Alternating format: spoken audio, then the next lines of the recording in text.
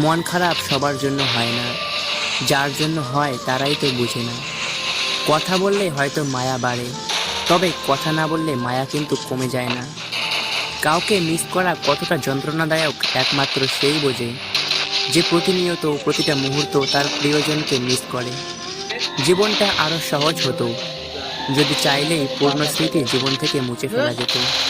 আর কিছু পাই বা না পাই, জীবন থেকে একটা শিক্ষা পেয়েছি, চাইলেই সবকিছু পাওয়া যায় না। পৃথিবীতে দুই ধরনের কষ্ট আছে, একটা তোমাকে ব্যথা দেবে আর একটা তোমাকে বদলে দেবে।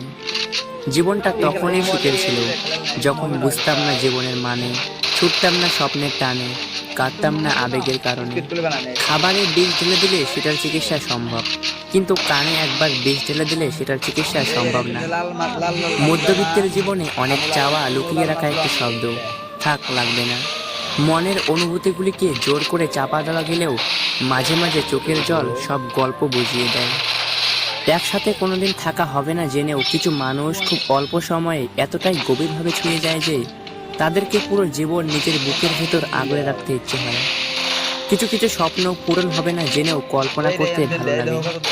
জীবনটা মাটির প্রদীপের মতো, তেল শেষ তো খেল শেষ। চোখে জল এনে দেওয়ার মানুষ পেয়েছি, কিন্তু মুছে দেওয়ার মানুষ আজ পর্যন্ত পেলাম না।